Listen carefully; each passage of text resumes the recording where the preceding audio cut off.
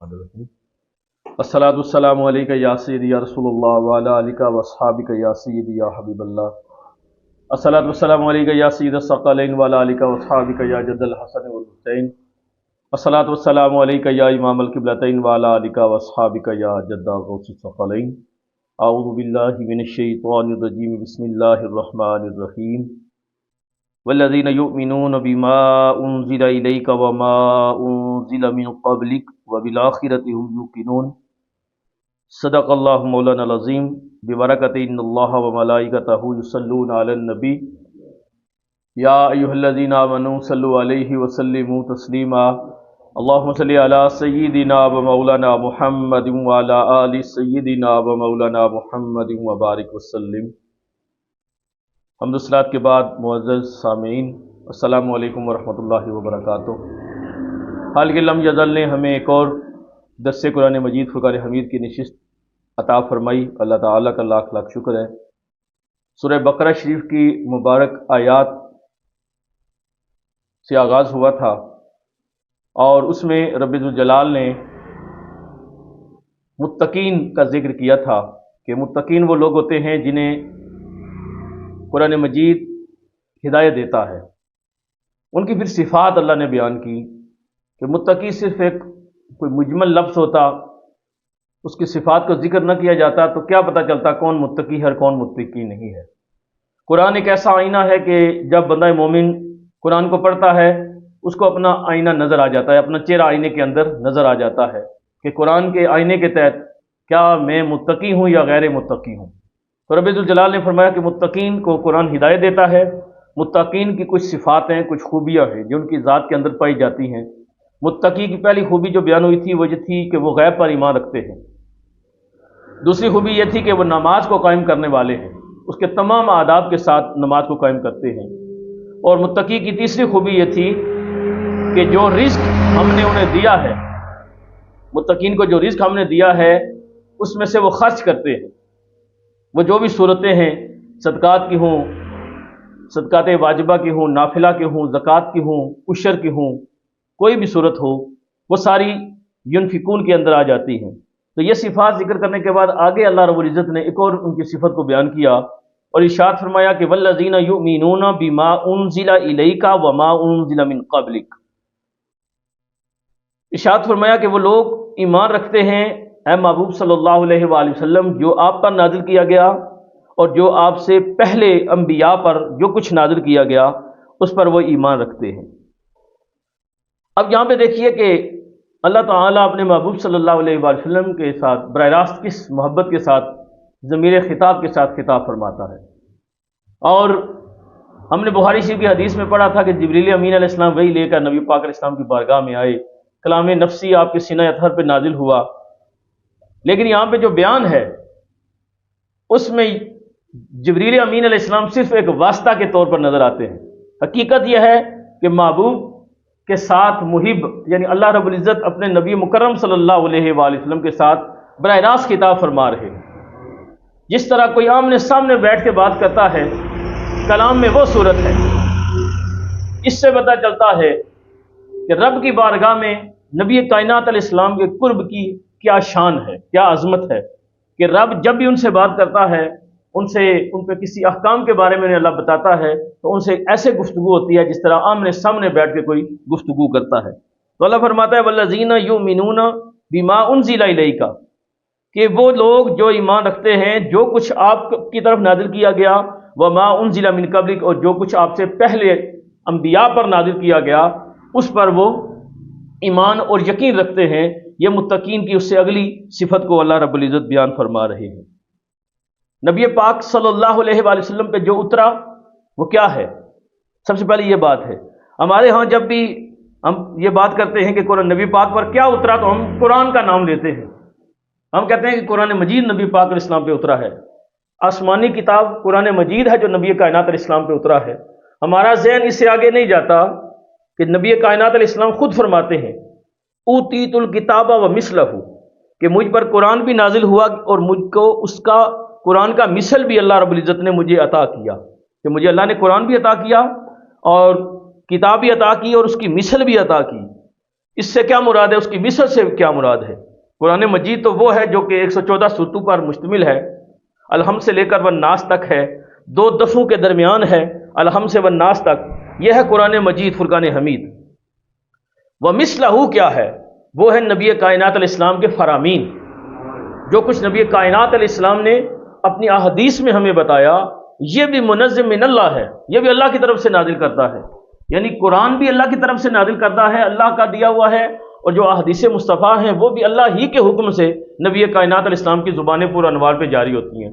اس کی مثال قرآن مجید کی ایک آیت میں اللہ فرماتا ہے وَمَا يَنطِقُ عَنِ الْهَوَىٰ إِنْ هُوَ إِلَّا وَحْيٌ يُوحَىٰ، کہ محبوب صلی اللہ علیہ وآلہ وسلم اپنی خواہش سے بات نہیں کرتے، یہ وہی بات کرتے ہیں جو ان پر اللہ کی طرف سے وہی نازل ہوتی ہے۔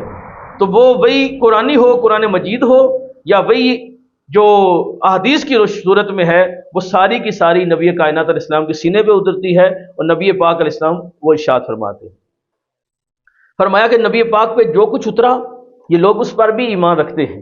ایمان رکھنے سے مراد صرف مان لینا نہیں ہے، بلکہ ایمان رکھنے سے مراد ہے ایمان کے تمام تر تقاضوں کے مطابق ماننا، ایمان کے تمام تر تقاضوں کے مطابق تسلیم کر لینا، اس کو مان لینا، یہ ایمان ہے۔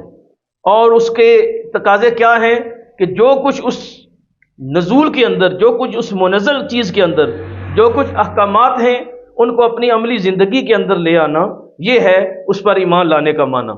تو فرمایا کہ اے محبوب جو کچھ آپ پہ اترا اس پر بھی ایمان لاتے ہیں، وما انزل من قبلک، اور جو آپ سے پہلے اترا اس پر بھی وہ ایمان رکھتے ہیں۔ پہلے کیا اترا؟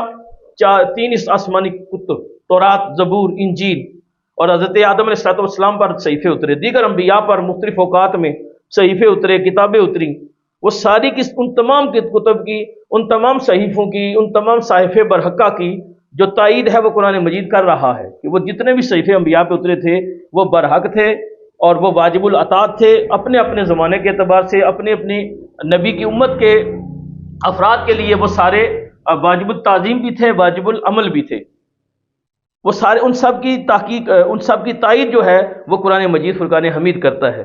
جہاں یہ حقیقت یہاں موجود ہے، جہاں یہ حقیقت پائی جاتی ہے، وہاں یہ بھی آپ جانتے ہیں کہ ان کتابوں کو لوگوں نے بدل دیا، ان کے تعریفات کی گئی، کبھی ان پہ تعریف معنوی کی گئی، پھر تعریف لفظی کی گئی، پھر ایک ایسا وقت آیا کہ ان کا اصل نسخے دنیا سے ہی ختم ہو گئے، تو پھر نتیجہ کے طور پر وہ تعلیمات ہی ختم ہو گئیں۔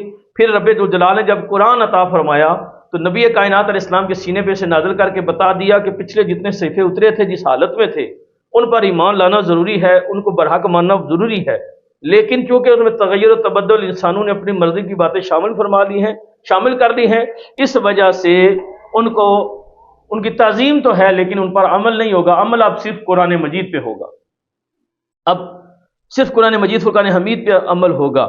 تو فرمایا اے محبوب جس آپ سے پہلے جو کچھ نازل کیا گیا پہلے انبیاء پر اس پر وہ ایمان رکھتے ہیں۔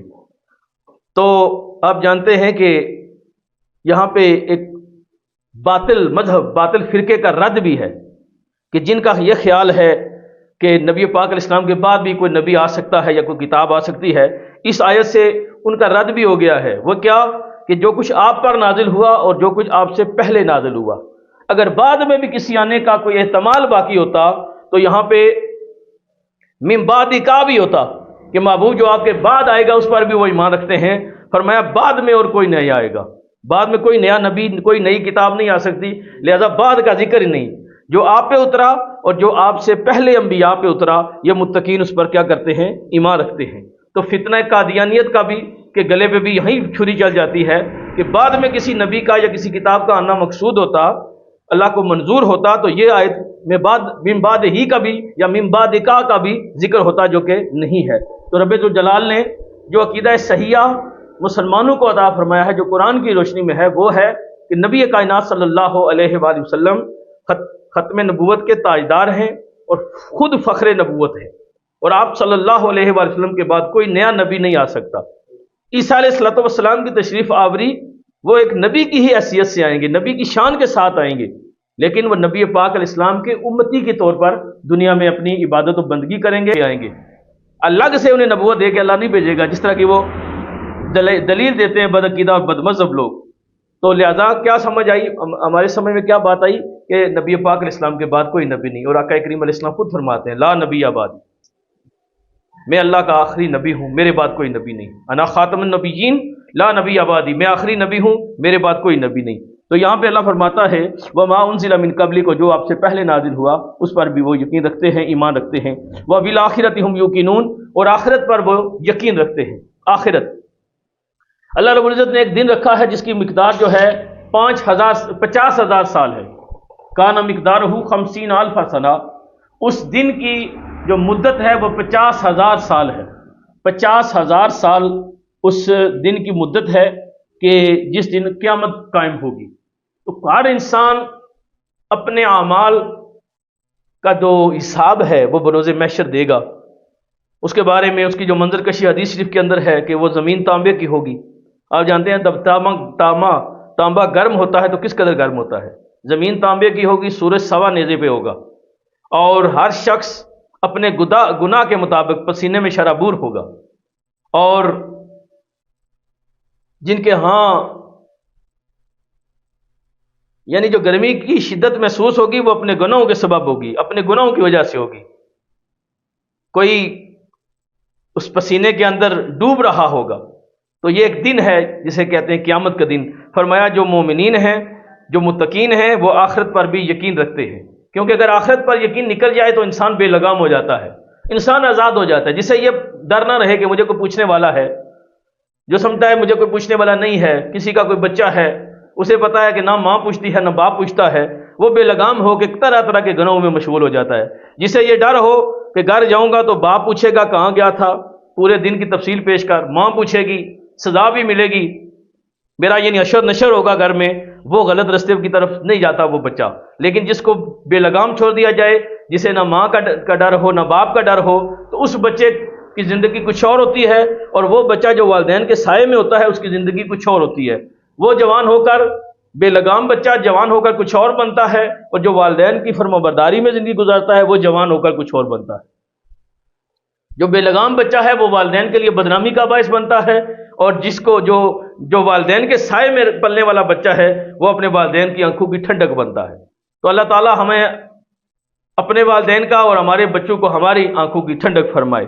فرمایا وبالآخرۃ ہم یوقنون، اور آخرت پر وہ ایمان رکھتے ہیں۔ تو جس ایمان والے کو آخرت پر یقین ہوگا وہ اپنی زندگی جب گزارے گا تو اسے پتہ ہوگا کہ میں نے اپنے رب کے سامنے پیش ہونا ہے، اپنے ایک ایک عمل کا حساب دینا ہے، میں نے کس کے ساتھ کیا کیا مجھے یہ بتانا پڑے گا، میں نے اللہ کے احکامات، اس کے واجبات، اس کے فرائض، اس کے مستحبات، جو بھی اس کی بارگاہ سے مجھے دیا گیا، جو اللہ کے اپنے حقوق، اس کے بندوں کے حقوق، جو کچھ اس نے مجھ پہ عطا فرمائے تھے مجھے اپنے قرآن کی صورت میں، اپنے محبوب کے فرامین کی صورت میں نے ان کے ساتھ کیا کیا ہے۔ تو پھر انسان اپنی زندگی کا تجزیہ کرتا ہے، احتساب کر کے چلتا ہے، اور پھر یہ صفات عالی شان جن کو مل جاتی ہیں ان کے بارے میں اللہ فرماتا ہے اولئک علی ھدی من ربہم، وہی وہ لوگ ہیں جو اپنے رب کی طرف سے ہدایت پر ہیں۔ یعنی یہ سرٹیفکیٹ اللہ کی بارگاہ سے انہیں ملتا ہے کہ یہ کیا ہیں، یہ ہدایت پر ہیں۔ لیکن ہدایت فرمایا اپنی مرضی سے نہیں ملی، اپنی کوشش سے نہیں ملی، بلکہ اپنے رب کی وجہ سے ملی ہے، اپنے رب کی وجہ سے، اپنے رب کی توفیق سے انہیں یہ ہدایت ملی۔ وَأُولَئِكَ هُمُ الْمُفْلِحُونَ، اور وہی لوگ ہیں کامیاب ہونے والے۔ فلاح دو طرح کی ہے، ایک کا تعلق دنیا کے ساتھ ہے، دنیاوی فلاح، ایک کا تعلق ہے آخرت کی فلاح۔ دنیا کی فلاح یہ ہے کہ بندہ اس دنیا میں رہ کر انسان اللہ تعالیٰ کے احکامات کی پیروی کرے، رزق حلال کھائے اور کھلائے، اس دنیا میں رہتے ہوئے اللہ کے احکامات، اللہ کے بندوں کے جو حقوق ہیں وہ پورے کرے، رزق حلال کھائے۔ یہ دنیا کی فلاح ہے، دنیا کی کامیابی ہے۔ اور آخرت کی کامیابی یہ ہے کہ بندہ اللہ رب العزت کے غضب سے بچ کر، جہنم سے بچ کر، اس کی رضا کے اندر، اس کے حبیب صلی اللہ علیہ وسلم کی رضا کے اندر جنت میں داخل ہو جائے۔ تو یہ ہے آخرت کی فلاح۔ تو فرمایا دنیا اور آخرت میں وہی لوگ کامیابی پائیں گے جو ان صفات کے ساتھ متصف ہوں گے، جن کا ایمان غیب پر ہوگا، جو نماز قائم کرنے والے ہیں، جو زکوٰۃ دینے والے ہیں، صدقات دینے والے ہیں، اور جو کچھ حضور پہ اترا اس پر ایمان لانے والے ہیں، اس سے پہلے جو اترا اس پر ایمان لانے والے ہیں، آخرت پر ایمان لانے والے ہیں۔ فرمایا یہ صفات جن کے اندر ہوں گی وہی ہدایت پر ہیں اپنے رب کی طرف سے، اور یہی لوگ کامیاب ہونے والے ہیں۔ آپ کامیابی کے پیچھے ہم دوڑ رہے ہیں کہ ہم کامیاب ہو جائیں کامیاب ہو جائیں۔ فرمایا کامیابی اللہ رب العزت نے سورہ بقرہ کی پہلے ہی رکوع میں بتا دی کہ کامیابی یہ ہے۔ یہاں سے آگے قرآن میں آپ جانتے ہیں مختلف انداز اپنائے ہیں اللہ رب العزت نے ہدایت بتانے کے، کامیابی کیسے حاصل کرنی ہے، کیا کرنا ہے، ایمان کس طرح ہوتا ہے، اس کے پیاروں کی شان کیا ہے۔ لیکن یہاں پہ اللہ تعالیٰ نے انتہائی اختصار اور ایجاز کے ساتھ بتا دیا کہ کامیابی یہ ہے، ان چند باتوں پہ عمل کرنے میں کامیابی ہے، اور یہ کامیابی سے دنیا تک محدود نہیں ہے بلکہ دنیا میں بھی کامیابی ہے اور آخرت میں بھی یہ اللہ کی طرف سے کامیابی ہے۔ تو یہاں تک میں اپنے اس عنوان کو